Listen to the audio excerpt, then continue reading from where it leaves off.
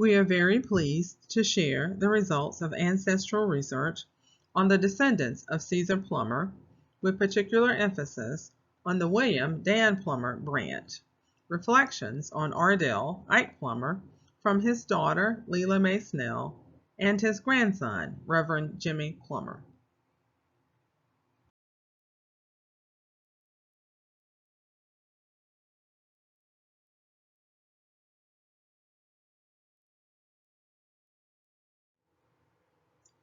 Recorded history of the Plummer family in the United States begins after the Proclamation of Emancipation. At that time, there are 4 individuals who were documented as being resident in the United States, 3 men and 1 woman. The 3 men, Caesar Plummer, born in 1855, Joe Plummer, born in 1858, and Doc Plummer, born in 1860.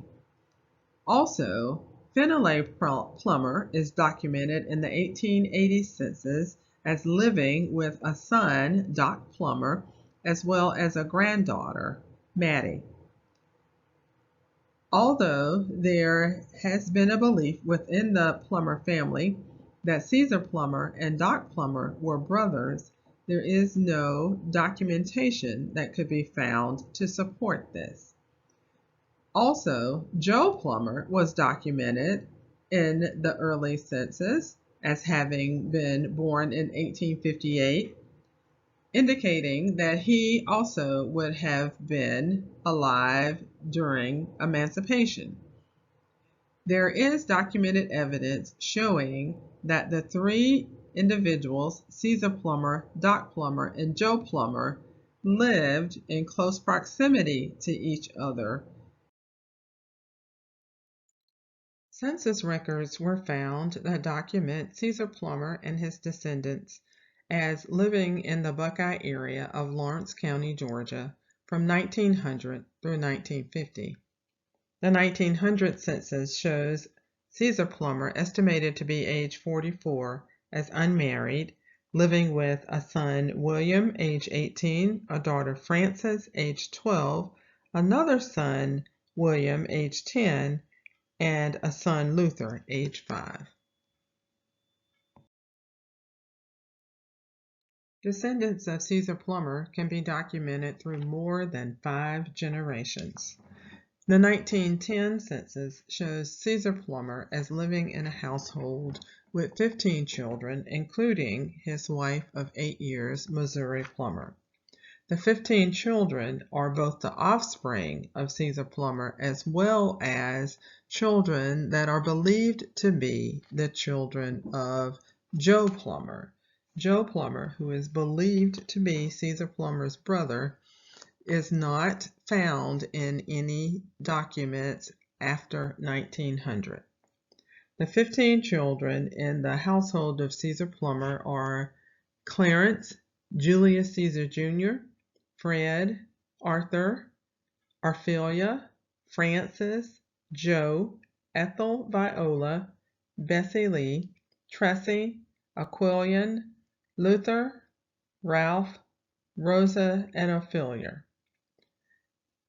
In addition to the children that are found in the household in 1910, Caesar Plummer is also the father of William Dan Plummer, who is living independently by 1910, and he is the father of Trudy Plummer and Latha Plummer.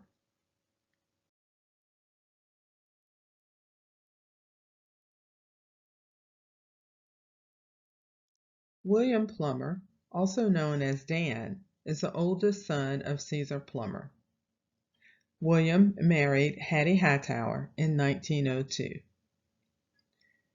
11 children were documented on census records as living in the household of William and Hattie Plummer.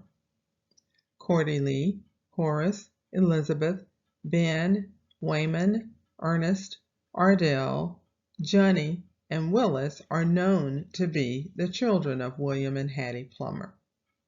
Charlie and Georgia may have been children of relatives who resided with William and Hattie. The children of Ardell Plummer are Leela, Ardell Jr., Sam, Joe Lewis, Wayman, Hattie, and James. Joe Lewis is the father of Joe Jr., Barbara, Marvis, Barry, Daryl, Jimmy, Tara, and Julia. Jimmy Plummer will provide reflections, along with Leela Snell Plummer, the daughter of Ardell Plummer.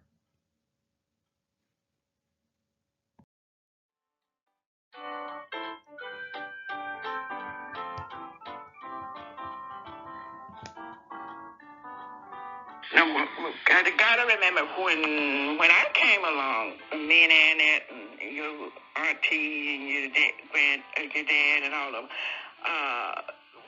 church was held once a month. But that didn't mean that you didn't get the teaching, because Grandmama and Grandpapa used to have Sunday school at their house on Sunday morning, so you still got the teaching.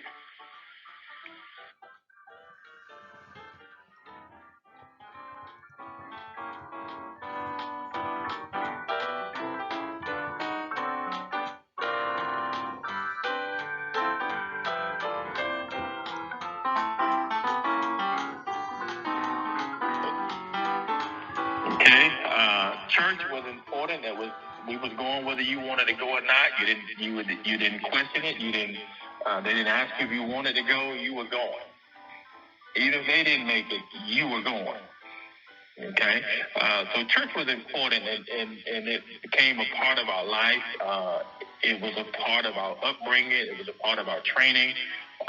It taught us a lot to not only to love the Lord, but to love each other and to love others. But with church, it also, one thing that I enjoyed and was most eager to see happen was around homecoming time.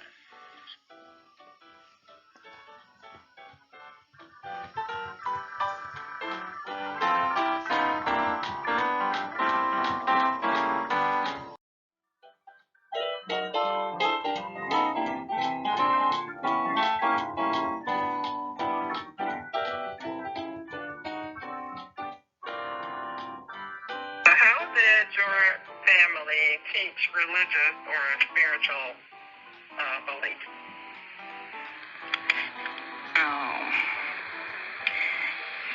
They taught us by example. They taught us to respect, love one another. And it taught us to read the Bible. You had to love. You had to know the Lord's Prayer. And they really insist on you repeating the 10th commandment. So it was by example. We did what they said and what they did. And that's what I remember. That's a powerful way.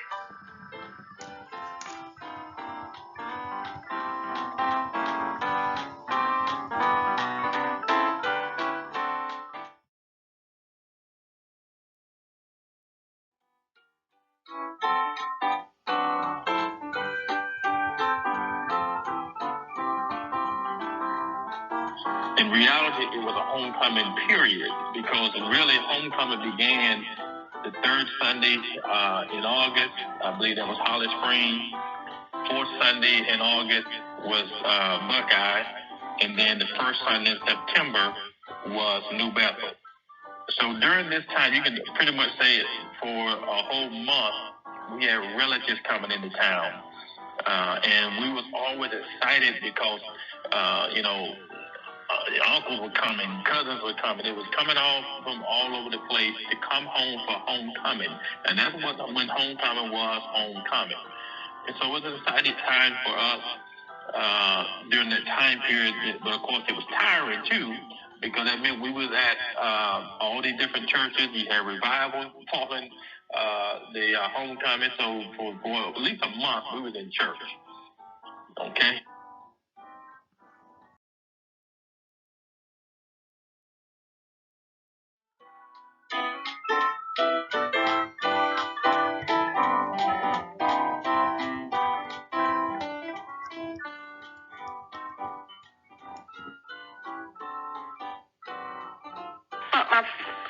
Because my fondest memory is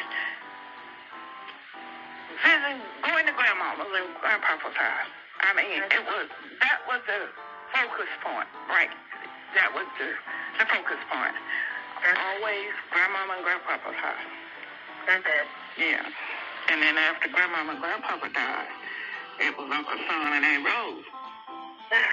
Your granddad.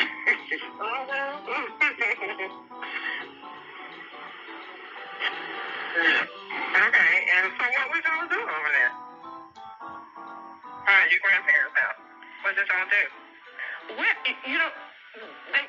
it's just, I guess it's just the excitement of being on. But, and let me tell you something else. When we were growing up, grandmama was a good cook. They would have, like, baseball. That's the pastime. Baseball and boxing. When the baseball game was on, because we had radios and had TVs and telephones and stuff like that, they would all gather up to grandmama's and grandpapa's house. The grown folks be in there watching the game or watching the box, and grandmama always had made a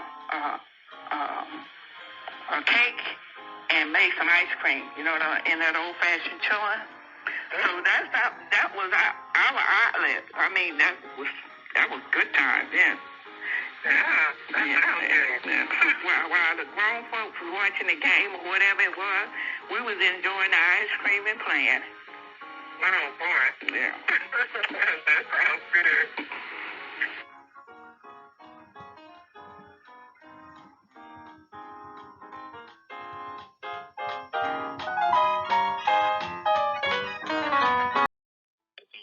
Granddad, I remember him sitting on the porch a lot. He was, I guess you could say he was like outdoors. And I can recall him many times when Uncle Ernest would come, they would both sit out on the porch together. And then, of course, Granddad would visit Uncle Son as well. So it comes back to mind about family. Family was important to them, and they made sure that we knew it. I recall in growing up, we was always visiting our cousins, or our cousins were always visiting us. So, and that typically was on the weekend, on a Saturday, whether it's early Saturday afternoon or Saturday evening, we spent time visiting cousins. We would go, the cousin, Uncle Son's house. We'd go to Uncle Ernest's house. We'd go to Cousin Rob. We'd go to Cousin Jean. We visited different family members as part of, I believe, their teaching us that family was important. And above all else, it doesn't matter how long it been between the time you've seen them. If they were family, they were family. One good thing I can say that I've learned throughout this is that it doesn't matter if one of us was to show up in town, whether we call in advance, we're going to do all that we can to see if we can accommodate you at our house. Why? Because you're family. That's the way we were raised, that you take care of family. And I wanted us to know that family is important to them and it's important to us today. And this is why many of us, our ages who are younger than, our Aunt May, Aunt Ruth, and all them, we know each other because of the time that we spent around each other.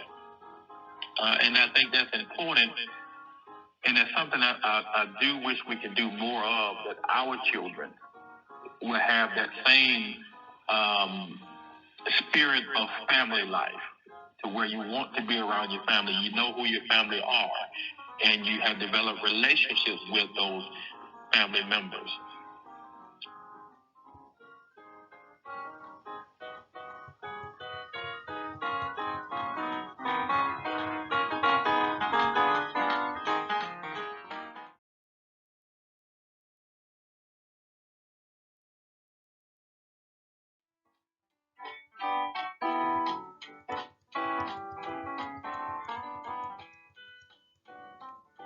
A family is a group of two or more persons related by birth, marriage, or adoption.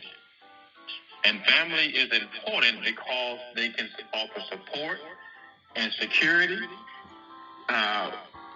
I guess you could say mixed with unconditional love. A family will always look to see and bring out the best in you, even if you cannot see it for yourself.